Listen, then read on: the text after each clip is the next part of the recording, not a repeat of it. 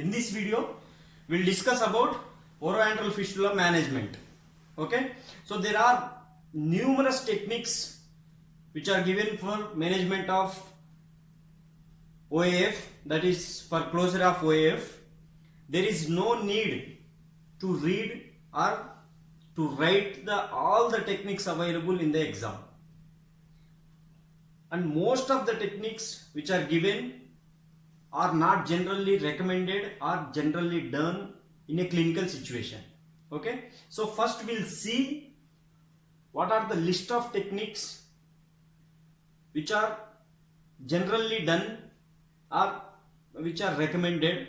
After that, based on the size of OAF and location of the OAF and duration of the OAF, whether there is infection, that is maxillary sinusitis or not, depending on those four factors, we'll see which technique is best suited for which type of OAF. Okay, so first, OAF closure techniques can be broadly classified into three categories. One, soft tissue flaps that provides soft tissue closure, and the second one is bone grafts to seal the opening. Okay, and the third one is alloplastic materials, and the fourth one is others. If you want to write, you can write, but there is no need to write others also. If you write three categories, that is enough. Under soft tissue flaps, we have again local flaps and distant flaps. Local flaps are nothing but which are immediately surrounding or immediately adjacent to the defect. In that, you can easily write, in that defect is in the alveolar ridge. So from that alveolar ridge, we can use the buccal flap or on the palatal side. Buccal side, it is buccal advancement flap, and the palatal side, it is palatal rotational flap. Okay, we'll discuss one by one technique later, but for now just listen. Buccal advancement flap, palatal rotational flap, or combination of the above. That means in one patient we can use buccal and palatal simultaneously. Okay, after that we have buccal fat pad, which is also immediately available. Okay, so under local flaps we have four. There are many modifications of buccal flap and palatal flap, no need. You just remember buccal advancement flap and palatal rotational flap. Okay, after that, distant flaps, only tongue flap is generally utilized. There are many other distant flaps but not recommended or not generally done. You just remember tongue flap. Okay, with this you are closing soft tissue flaps section. Okay, local flaps and distant flaps, that's all. After that, bone grafts, that is taking bone graft, that can be intraoral or extraoral sites, from where we can take the bone grafts. Intraorally, we generally do it from the chin, that is anterior mandibular region, symphysis mentae region, otherwise retromolar area, otherwise we can take it from the zygoma. Okay, after that, extraoral, generally we'll take from iliac crest, anterior iliac crest or posterior iliac crest. Just remember iliac crest. So under bone grafts, intraoral and extraoral, you can easily write. And third one is alloplastic materials. In this alloplastic materials, we have hydroxyapatite blocks. That is one type of alloplastic bone graft. Okay, hydroxyapatite. After that, we have collagen membrane and gold foil, gold plate, gold foil or plate, and aluminium foil. These are the four alloplastic materials generally recommended or generally done. Okay, after that, others. There are other numerous techniques from which these are somewhat named techniques. Okay, using of platelet-rich plasma, fibrin plasma or fibrin, that is PRP or PRF, or tooth autotransplantation, that is we'll transplant maxillary third molar, we'll extract the maxillary third molar and place it in the place of OAF. Okay, after that, interseptal alveolotomy and GTR, guided tissue regeneration, and immediate implant placement. That is, we'll place implant in the place of OAF, Oroantral fistula. Okay, after doing somewhat fistula tract excision, we'll place the implant. So if you want to write, you can write others, but there is no need. You have to write soft tissue flaps, bone grafts and alloplastic material. Now we'll see based on the location, size and duration and whether there is infection or not, based on these conditions, which technique is suitable, right? Before going for surgical intervention, there are 4 factors which need to be taken into the consideration. The first one is size of communication, that is OAF or OAC, and time of diagnosis, at what time you are diagnosed, and location. Is it positioned anteriorly, that means in the place of premolar, both premolars or first molar or second molar, and posteriorly third molar and tuberosity regions, then presence of infection. Okay, first thing we'll see size of communication, whether it is small or medium and large. Generally 5 mm or up to the 10 mm it is considered as medium. More than 1 centimeter of the defects are considered as large. Okay, in small and medium cases, ideally we must go for buccal flap, buccal advancement flap, or palatal blazed rotational flaps, then BFP, buccal fat pad and alloplastic materials. For any procedure, generally we consider first local flaps.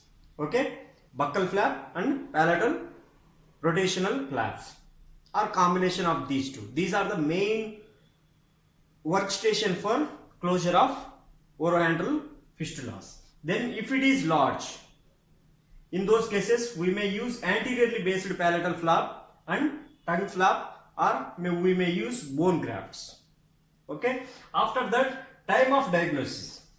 If it is diagnosed at the time of extraction only, then immediate closure is advised.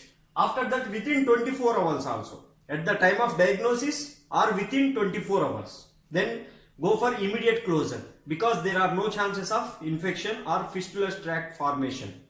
But after 24 hours or long standing, that is of 1 month duration or 2 months duration, generally after 24 hours, there are chances of infection in the maxillary sinus lining, early changes. So it is advised to defer treatment till the infection subsides. First you have to treat the infection, after that closure. And then location, anteriorly it is best suited for buccal flap or palatal flap. Buccal flap or palatal flap are best suited for OAF located in premolar region or first molar region. After posterior, buccal fat pad and anteriorly based palatal flap and tongue flap. That is especially large defects in maxillary tuberosity region. In those regions, first it is advised to go for buccal fat pad, then anteriorly based palatal. If all these procedures, that is local flaps, fail, then we have to go for distant flap, that is tongue flap. And after that, presence of infection. This is most important criteria. If there is no presence of infection, that means there is no signs of maxillary sinusitis, then we can go for immediate closure. But if there is signs of infection or maxillary sinusitis is there, then you should defer the treatment. You should not do the immediate closure. First we have to treat the maxillary sinusitis by using some antibiotics. I will tell detail, okay, later. But you have to defer the closure till the infection subsides. First we have to treat maxillary sinusitis, then go for closure. Okay, now we will see one by one flap technique. Before going for flaps, if you diagnose oroantral fistula or oroantral communication at the time of extraction, the immediate closure is advised. Okay, immediate closure can be done with the approximation of buccal and palatal margins. Okay, you can see here there is oroantral communication. So elevate the marginal gingiva on buccal aspect and palatal aspect, these red lines. Okay, slightly elevate the marginal gingiva on buccal and palatal aspect and remove any sharp bony margins, and you can remove the cortical plates also. Somewhat remove the cortical plates so that the buccal and palatal gingival margins comes closer.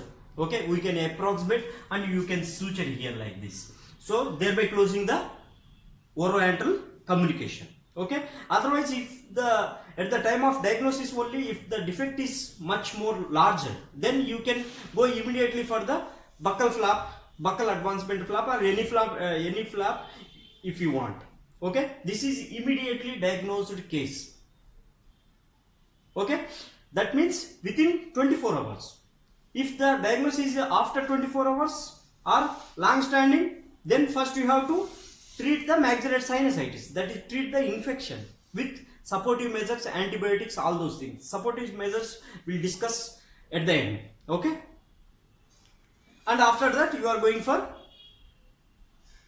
flap, oroantral communication closure with the flap.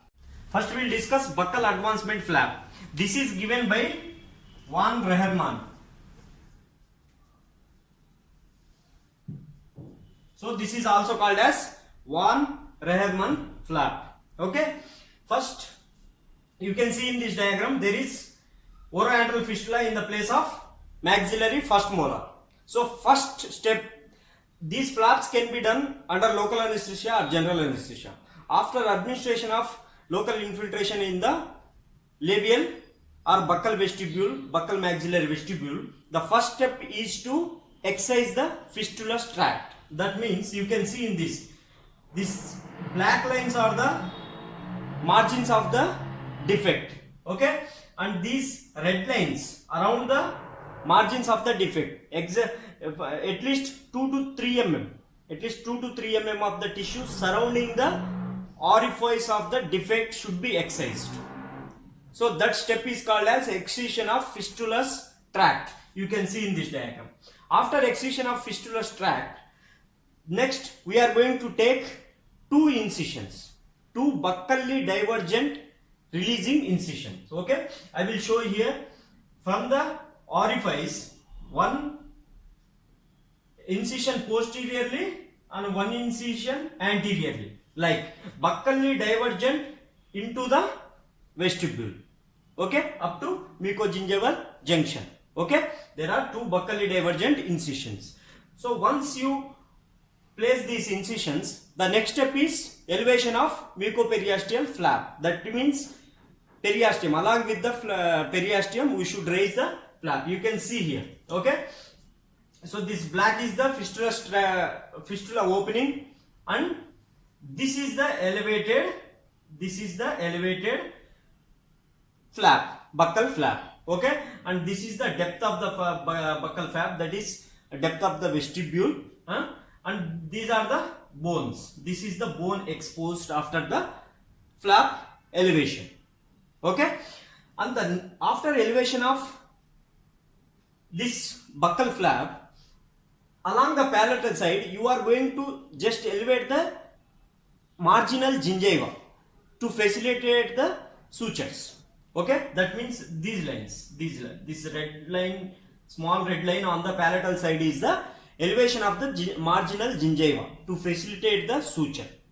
Okay, after elevation of like this, after elevation of flap, if there is any sharp bony margins, you should trim them with ronges, or you can do it with the straight handpiece. Okay, that means excision of any sharp bony spicules, and you should address any root escaping into the maxillary sinus also. You should remove that all. Okay, after that, then the next step is to make a incision in the periosteum at the depth of the vestibule. Okay, at the base of the vestibule you are going to make a incision in the periosteum with the 15 number blade. This black line at the depth of at the base of the flap is periosteal releasing incision. Okay, the purpose of this incision is periosteum is tough and it limits the mobility of the elevated flap. So if you place a horizontal incision along the periosteum, after incising periosteum the flap will become mobile. Okay, so this modification is given by Berger. Originally in von Reherman flap, this modification is not there. That means this step is not there. Excision of or incision of periosteum. This modification is given by Berger. Okay, that is why it is sometimes called as Berger's flap also. And after incision of periosteum, you try to mobilize the flap and you try to place it on the palatal side, that is with the margin. Okay, then the next step is you are going to transpose the buccal flap towards the palatal side across the defect. Okay, and you are going to suture it with the gingival margin on the palatal side. Okay, and you are going to place some sutures on the releasing incisions also. That means the posterior and anterior releasing incisions also you are going to place the sutures. Okay, this is all about buccal advancement flap. You can see here, first LARGA, then excision of fistulous tract, then two buccally divergent incisions. After that, mucoperiosteal flap elevation. After that, periosteum incision, that is Berger's modification. And after that, flap advancement and closure of the oroantral fistula. And after that, you are going to place the sutures. Preferably sutures, you can place the horizontally mattress sutures. Horizontal mattress sutures you can place, or you can place interrupted sutures also. Okay, horizontal mattress sutures will be like this. So you can place horizontal mattress sutures also, or interrupted sutures also you can place. Okay, so and there is something called as mock jail. Mock jail also described essentially completely almost same procedure as like this. So sometimes buccal advancement flap or buccal sliding flap is also called as mock jail. If you want to remember, you can remember this scientist name, otherwise no need. Okay, this is all about buccal advancement flap. After that, palatal rotational flap. Palatal rotational flap, in this there are two varieties of flaps, that is one based on posterior and one anteriorly based. Okay, the difference is on which artery. The difference is the blood source to the flap. The only difference is that posteriorly based flap is based on the greater palatine artery. Okay, that means the transposed flap gets its blood supply from the greater palatine artery. In case of anteriorly based flap, it is nasopalatine artery. Nasopalatine artery and the blood supply from the opposite side also. Okay, this is the major difference. So under posteriorly based flap, this is given by Ashley. Okay, so sometimes the posterior based palatal rotational flap is called as Ashley's operation. Okay, so you know that greater palatine artery, after emerging from the greater palatine foramen, which is located just distal to the maxillary second molar, runs in a groove between the junction between the vertical and horizontal maxilla. Vertical maxilla is nothing but areolar border, horizontal maxilla is nothing but hard palate. Okay, it runs in a groove in between this junction, in between these two parts junction. Okay, so same thing here, you have to excise the fistulous tract in and around the oroantral fistula, and after that you are going to locate the greater palatine foramen and mark the posterior based flap. Okay, this marking is like this. Okay, you have to leave some marginal gingiva towards the alveolar base or towards the crowns of the teeth. Okay, and after this marking of the posterior based flap, you are going to place the full thickness incision. That means incision extending to the underlying bone. After that, you are going to elevate the mucoperiosteal flap. And after elevation of mucoperiosteal flap, you are going to rotate it. You are going to rotate it somewhat posteriorly and across the oroantral defect. Okay, here also the same thing. Again, you can use the horizontal mattress sutures, okay, or you can use the interrupted sutures also, okay. And this area after flap rotation is raw area, and it heals by secondary epitheliation, okay. This is all about posteriorly based flap. So in some cases, when you rotate this flap posteriorly across the defect, there will be some bend in the here, okay. There will be some, in some cases there will be bend in the flap at its origin, okay. So Kruger suggested a V-shaped excision of the flap. V-shaped excision. He suggested that a V-shaped excision at this bend, okay, that bent mucosa is excised. That is called as Kruger's modification. There is no special in this, okay. So when there is bend in this bend is incised as a V-shaped excision. That means that bent mucosa is excised, that's all. This is small modification of the Ashley's operation, palatal posterior based operation, okay. So then coming to the anteriorly based flap. Anteriorly based flap is given by Paul Salins. Paul Salins, who is a Indian dentist, okay. This, as I said earlier, this flap is based on the blood supply from the nasopalatine artery or from the opposite side, that is anastomosis. Due to the anastomosis, it gets blood supply from the opposite arteries or opposite side also, okay. So after excision of the fistula tract, and this anterior based flap is especially recommended in cases of maxillary tuberosity fractures, that is oroantral fistula located in maxillary tuberosity or third molar region, that too large defects, okay. You can see in this diagram, this complete black circled one is the oroantral fistula, that is large defect in the maxillary tuberosity region, okay. You can see here, this is the nasopalatine artery and this is the greater palatine artery. This is nasopalatine foramen, greater palatine foramen, okay. So this blood supply is from the nasopalatine artery. This is the marking of the, these red dots are the marking of the anteriorly based flap, okay. After marking and elevation of the flap, full thickness mucoperiosteal flap should be elevated, and after elevation of the flap, you will notice greater palatine foramen and arteries coming out of the foramen. So you should cauterize and you section those greater palatine arteries, okay.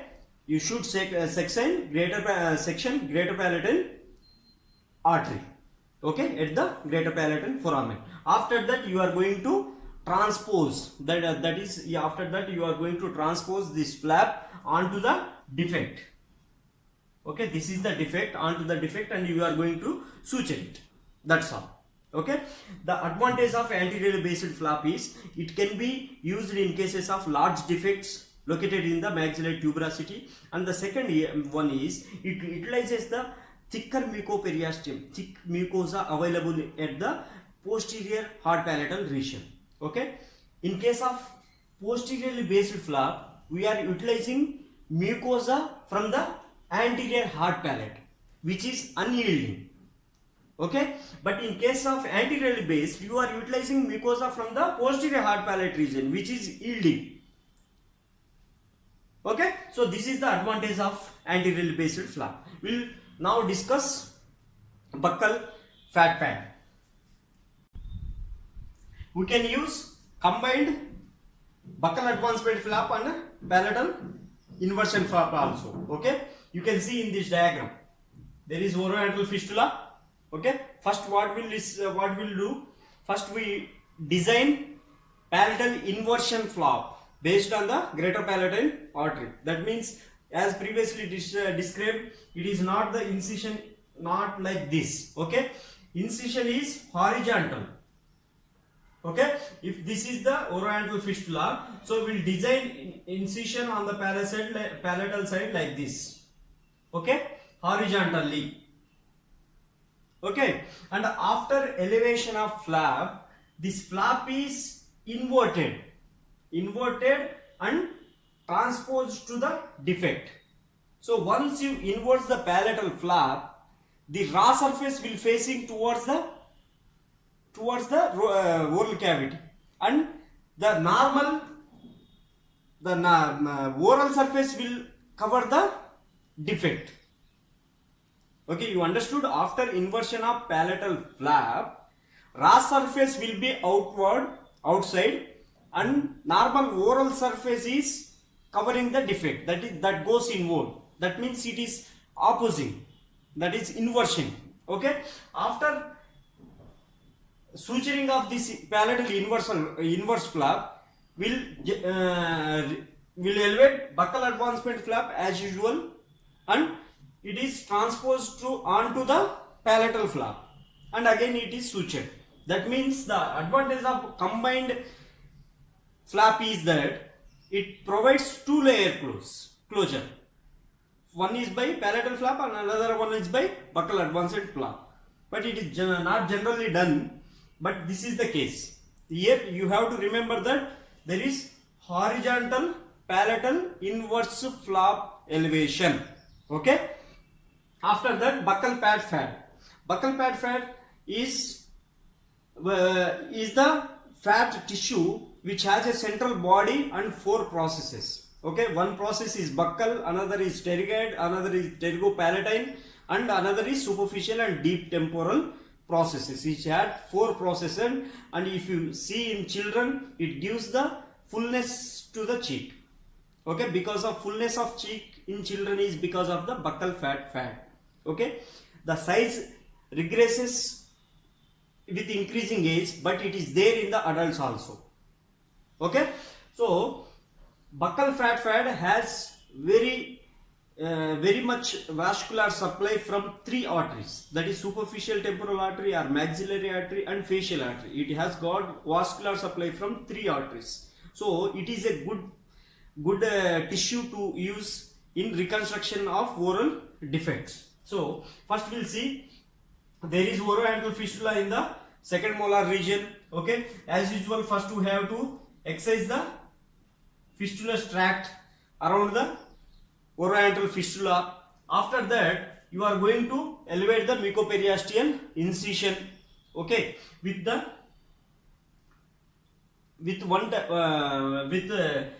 clavicular incision around the maxillary first molar. Okay, after elevation of mucoperiosteal flap, you can see here, after elevation of mucoperiosteal flap with a periosteal elevator or any dissector, you are going to dissect through the periosteum.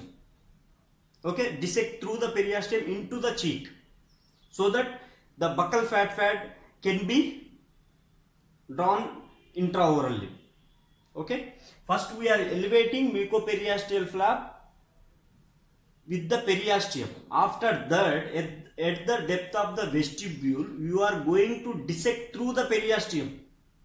That is, you are going supraperiosteally into the cheek, so that buccal fat can be drawn intraorally. It can be easily drawn intraorally. Okay, so you can see in this diagram, this complete black one is the buccal fat pad drawn into the oral cavity and spread across the defect area and sutured to the gingival margin, that is marginal gingiva on the palatal side.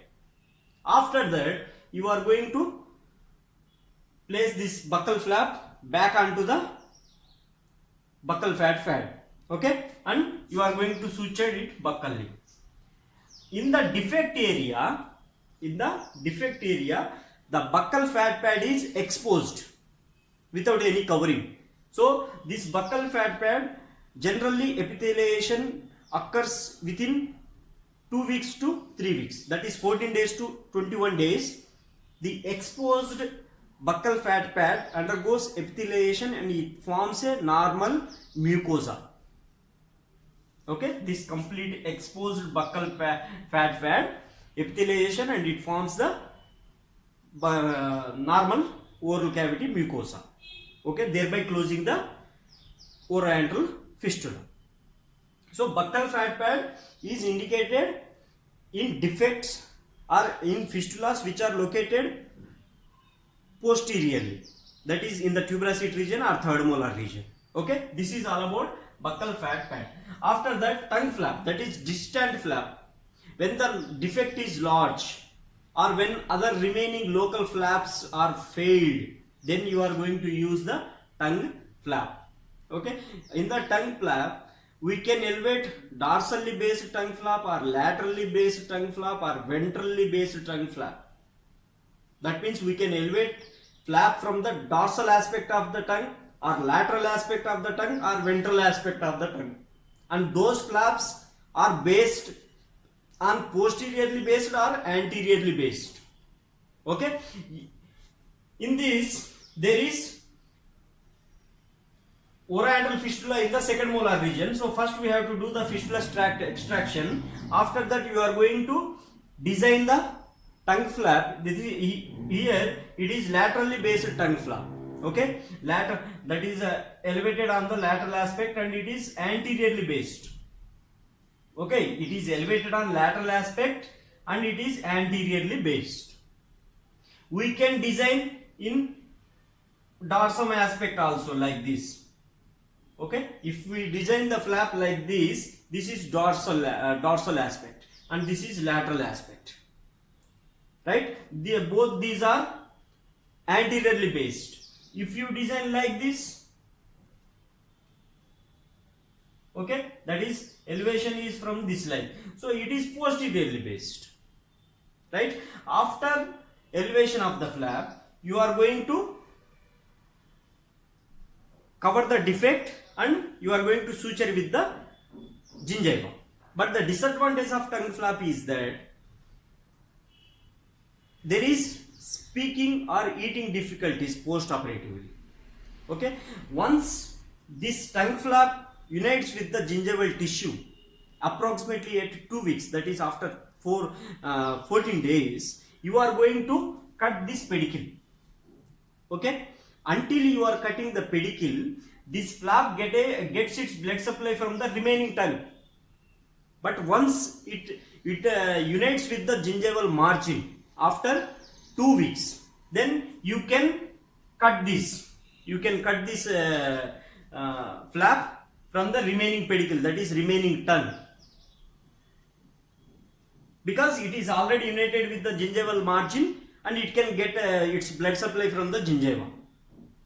Okay, after that you are cutting this and if any remaining is there, you are going to suture it with the tongue. Okay, so this is all about tongue flap.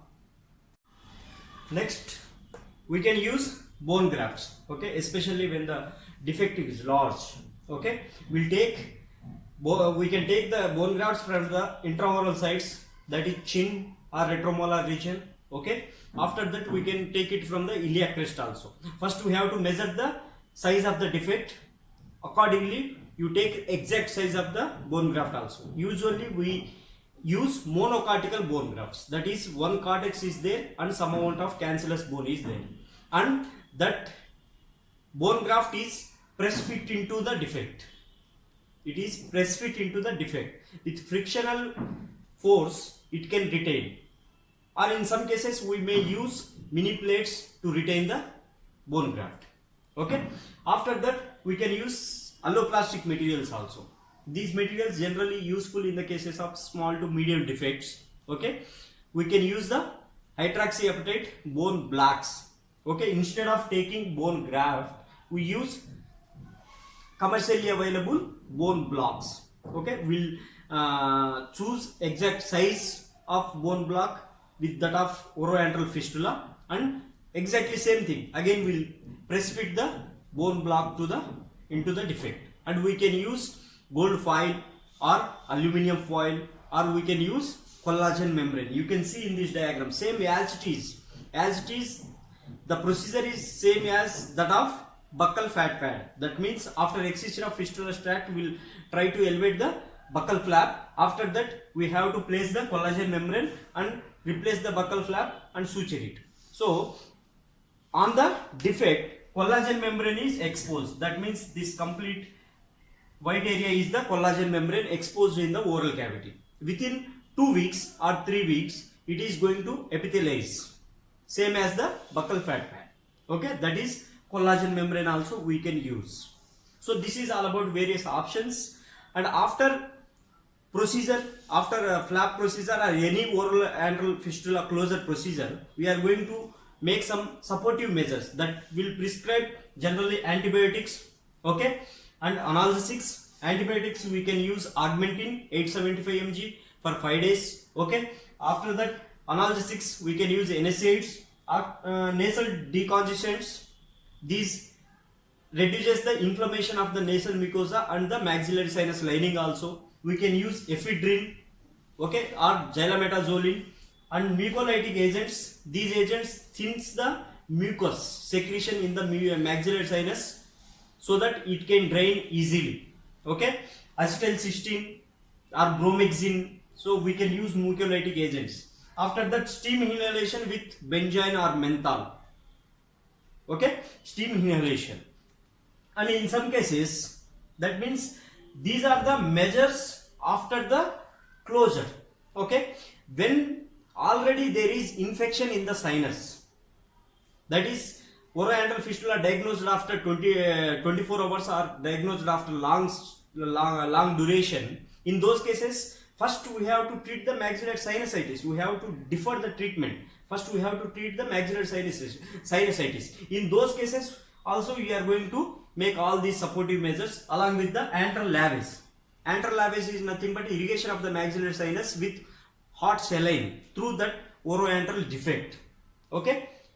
And intranasal antrostomy also in some cases it is advisable after closure to allow the drainage of mucus secretions or blood from the maxillary sinus. In some cases we will do intranasal antrostomy, that is through the inferior meatus will pass a osteotomy and make a opening into the maxillary sinus. In some cases it is advisable, okay. This is all about supportive measures. If you like this video, hit the like button, share the video, subscribe the channel.